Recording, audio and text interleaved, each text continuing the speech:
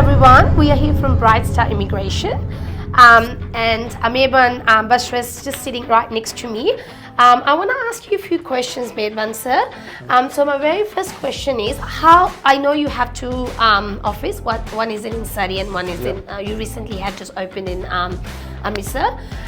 So how do you manage it? Like, my question is, if someone's coming from Amritsar, so is your file processing still going to your Surrey office, or you are processing it on the different locations? So for filing, let's talk about the Amritsar office first.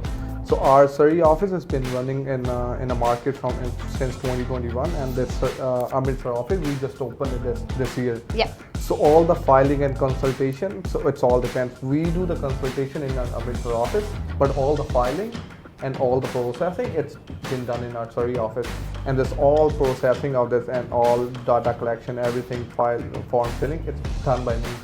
I submit the file at the end of the day when it's all ready. I just have a team who collects the documents and then they forward it to me. I recheck it, check it again, and then I submitted the document in my Surrey office through our APR portal. That's not a GCK account, that's our authorized paid representative portal that we submitted through. So basically, you just have open easy pathway for the people who are living in India and they want to go to Canada. That they want their, if somebody wants to apply their application from Surrey office or Canada office, we just open our office in Amritsar. We do the filing from Surrey office. We just collect the document from there. That's good. So my next question is, so what are the band requirements for LMIA? So if someone wants to go through this process, so what are the minimum band requirements they need to apply for this application? Okay. So the band requirements all depends on the LMIA. If it's a farming LMIA, then you don't need any band requirement. Like, so LMIA, nothing. Yeah, Okay. you can go without IELTS also. I have few clients, not few, lots of clients that I help those guys to immigrate to Canada without IELTS also. Because Government of Canada, they just don't need band requirements from farming work permit. So the other LMIAs all depends upon which LMIA you're applying through. If it's what's it called, the transport LMIA, you applying through trucking LMIA.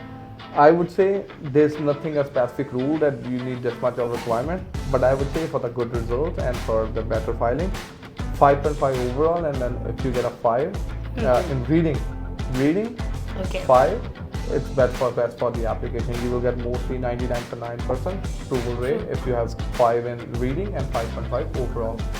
Yeah. So what are the possibility for their spouse and children if they want to take them with them? Like, it's very normal, like if they wanted to take their family with them as well. So what are the possibilities? What is the time duration? What is the criteria, like if they can take their spouse and children with them, or there is some time limit that they can apply for them after? So mostly it depends on the LMIA also. If it's a skilled LMIA, then they can take their spouse and children right away also.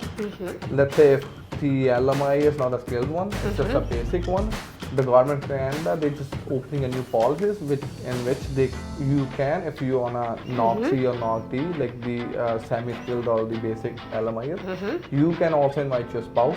But we usually do it, there's no specific rule that when you can apply it, but for filing, we just ask the client to settle in first in Canada, like for a few months or few weeks also. Once they have their salary up and going, like their job also, everything, then it's the best time to invite their spouse also, because they have to manage the spacing also, right? They have to look for the basement also. If the whole family goes for sale, it will be difficult for the whole family to find a space also in Canada. So yeah, there's no specific rule. There's no specific rule, but we mostly guide, if it's a skilled one, they can go right away also. If it's semi-skilled, they can invite them after also, on a work permit also, on a visitor also. Okay. Yeah. And my last question is, so what is the processing time and what are the government fees charges for this work permit? Okay, so for the LMIA, what we're seeing these days, it all depends. So if it's a simple file, we just ask the client that it'll be somewhere from 30 days to 90 days, all depending on the processing and then the backlogs in IRCC, their offices. But if it's a complicated file, let's say there's some of the complexity on the file, so we ask the client, they might be a 3 months to 6 months off, because this all depends on the IRCC. those guys are never predictable. I have seen clients who have got their approvals in 5 days, and I have seen the other clients who are the simplest application, they got their approvals in 3 months. So nobody can Must be can their judge. luck as well. Yeah, nobody can judge how many days Yeah. do they take to Yeah. process your file. Yeah. Yeah. So it all depends on your luck also, I'd say. Oh, thank you Yeah. so much, Meharban You're Basra. I hope this would help you with all your inquiries. I know there's lots of questions in everyone's mind, so we are here to help you and you guide you the right way. Thank you so much. Thank you.